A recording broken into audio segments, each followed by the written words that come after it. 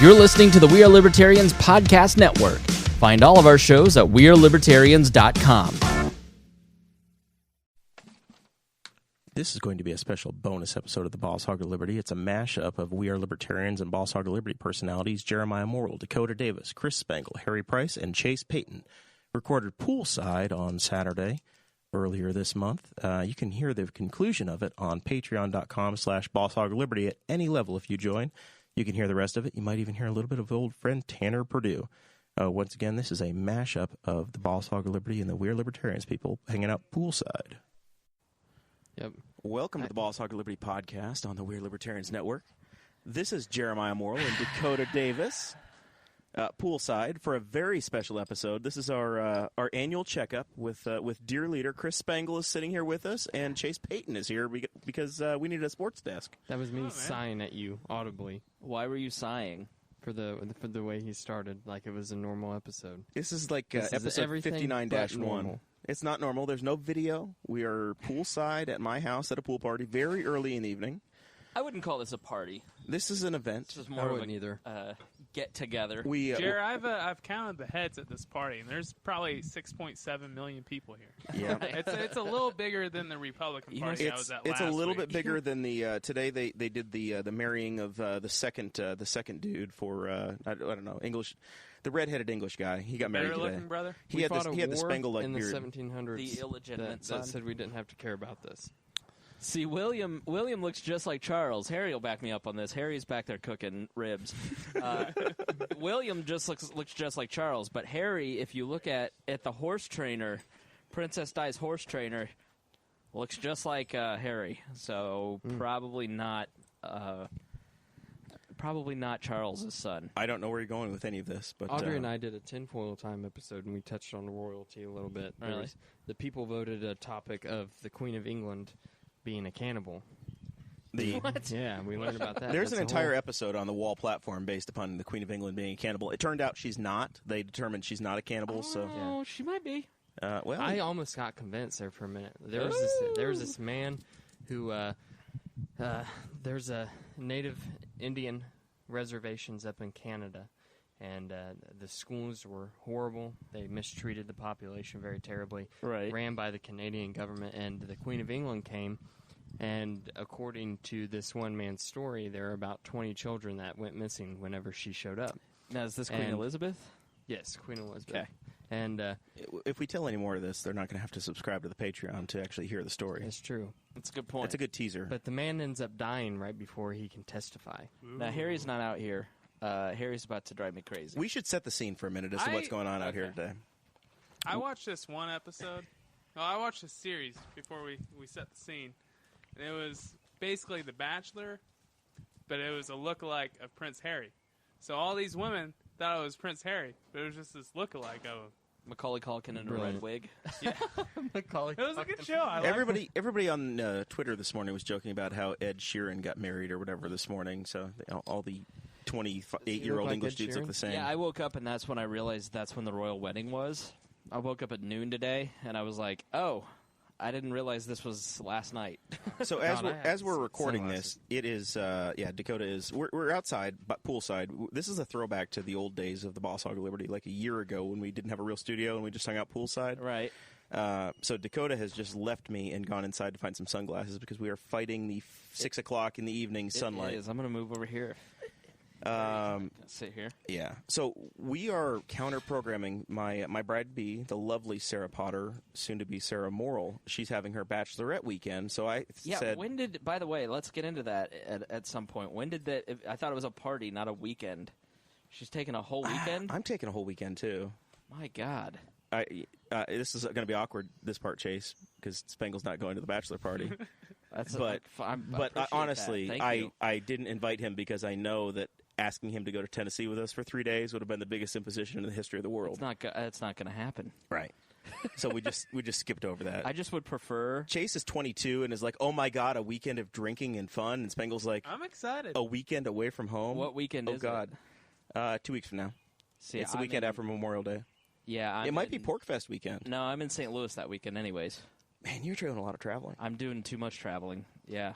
It's too much. Yeah, I mean, if you're a whole weekend, like these weddings are starting to like. I just got back from a wedding that was in Las Vegas. It's a destination wedding. These weddings are starting to get bigger and bigger. There's only one wedding that matters this summer. Are you having a pyrotechnics show and? I don't think so. Dance routine. I don't think that we're going to try to compete with a Vegas wedding where you had the Bellagio fountains timed to the bride and groom's music. It was. I'll dance with you. Chase, we're definitely dancing together. I've got to save the first dance for Sarah, but the second dance is you and I. I'm so excited. It was a lot of fun, but it was expensive. Like I know what her family spent on that wedding. It was crazy. It like the room alone is probably what Purse String Potter and yourself are spending on your whole wedding. I heard the wedding cost something like $3.5 billion. Sarah's or both. Okay. Chasing numbers He's like are Common Core math. running mess. Yeah. Right. What's your car payment on that truck out there, Chase? It seems like 1.3 thousand. But all right, so who is invited to the bachelor party? The bachelor party is Chase, Dakota. Basically, it's the Boss Hog Liberty guys. It's Chase, Dakota, and Cade. Myself, my baby brother Danny is my best man. My cousin Nick, who is not on social media in any way, who's one of my groomsmen, and then my buddy Alan. Who's I went to his bachelor party, so it's like a payback. And then my buddy Michael, who I've known my whole life. And Harry, that's pretty much it. Harry, who set up Jeremiah with his soon-to-be wife? If I remember correctly, just checking my notes here. Says Dear Leader? Right. I'm not even in the wedding. Can you believe that? I thought you were officiant. They're not going to let you be the officiant? Judge Susan Bell is the officiant. See, I brought that up. I brought it up, Chris. Last week on the podcast. Not only that, I didn't even get invited to the bachelor party, which I find considerate, but at least let me turn you down. I'm very efficient. I knew you'd say absolutely not. So you're basically a better version of Tinder. Me? Oh, yeah. No. Well, I remember. Well, so Sarah, the problem is you're running out of people to set up now because Harry's married. Yep. Chase is taken. Dakota's married. Yeah. I'm getting married in 48 days. Yeah, Bittner and Morgan are together because of me, because I was late to meet her, and so she had to leave, and so she started dating Bittner instead. Obviously, Greg and Kat. So Aaron and Hannah. There's everybody's Aaron and happily. Hannah, yeah, that was indirectly because. Anyway, the my point is not to move on, Dakota. You're right. I feel disrespected. I would too. Always. Absolutely. Always feeling disrespected. Well, so Jeremiah was at the We Are Libertarians Live, and Sarah Potter was there with her friend, and she was a listener to the podcast. And I remember talking to her, and I remember saying to Greg, I'm going to set her up with Jeremiah. I bet they end up getting married. And he said, okay, I doubt it. I don't think Jeremiah's ever getting married. Well, a lot of people had money on that bet. Yeah. Which is smart money. But, I mean, not being married's great. I'm getting married at 34 by 2 days. Yeah. So, yeah, it's, good. It's a good age. After 35, I just figured, it's not happening, right? So you got to get married while you're 34. You're gonna have old sperm. But I would think after giving Dakota such a gift to the Boss Hog, I think I would at least be a groomsman, right? That's what I thought. I legitimately thought that you were a groomsman. I'm very aware of the imposition that all of this would have been on Spangle. So he's an invited wedding guest, which is exactly how I want it. Yeah, which is you know me well, which I appreciate, but I do like to joke about it because that's fine. Yeah, it's funnier that way. That's fine. So, by the way, it smells amazing out here. Harry is working on ribs. I had a hog butchered about a month ago, and when we said we were going to have this pool party, I said... By hog, he means a new podcast had been started in Newcastle, and he took care of it. I had it eliminated. So there's a half of a hog, all of its ribs, and then a few more are on the grill right now. Are they all pork ribs? Yeah. Okay. This is there will be no Jewish people at this party. Well, it's Newcastle, so... Man. That's we were walking through they'll have to have the chicken. Walking through the Walmart. Although Harry was very worried about having kosher salt. We were walking through... I don't know why. Right, because, honestly, use kosher or chunk salt because... How do you know what kosher salt is? All right, so what's the difference to you? Kosher salt is a little bit thicker. It's bigger more flakes. coarse. It's more flaky, and it tastes better because you get bigger granules. For meat, it's better. And there's just a big taste difference between the stuff that you get in the blue iodine, the Clabber Girl salt or whatever. Clabber Girl is a Holman company. It's not as good. What I use, and Harry will back me up on this, is sea salt flakes. Malden sea salt. I believe we got salt from Mount Everest that's made from the dead bodies on Himalayan salt. Himalayan salt is what we use today. Yep, yeah, it's I use pink. that. I don't know why, but it's pink. It has lots of good trace minerals for you. Do you know How many Yetis died just so you could have salt? Not enough, I say. Yetis coolers or Sherpas? Wow. Second one. Hey, Harry, explain to Mildly these. racist. I tried pedestrians. some of Harry's barbecue sauce that he made in there for us. There's an entire stick of butter in it, Ooh. and it's delicious. Harry, explain to these pedestrians why you use kosher salt and not regular salt.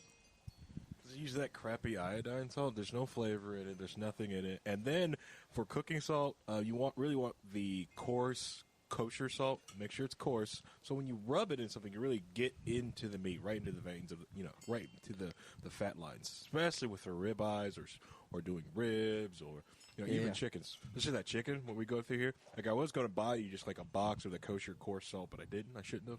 But we Didn't want to spend the extra $1. Harry was. He also promised he's going to buy me a thermometer for the grill, but that didn't happen. I forgot that. I had to go get a spray bottle. We had to go get spray bottle. Then I found pineapple juice. The store didn't have like the little cans of pineapple juice. I ended up getting a massive carton of pineapple juice. Let's talk for a minute, Harry, about my grill because this grill I inherited. It was from my uncle. He replaced this grill, and it needed a little work, so I spent $45 to get a guy out here to get the burners running again. Nice. In the time since then, I've replaced the flame tamers and I've replaced all of the burners in it.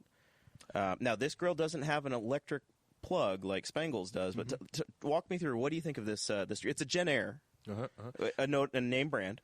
It is, how can I put this? Light years over the crap that Spangle claims is a grill. That is an out-of-print book, sir, okay?